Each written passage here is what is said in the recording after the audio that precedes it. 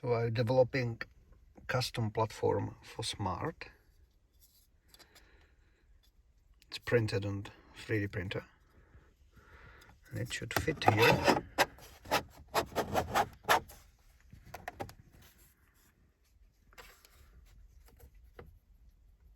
Quite okay.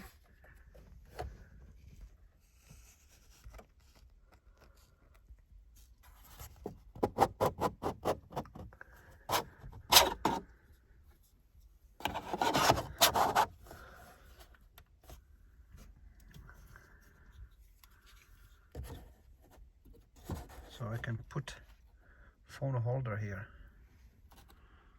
on both those.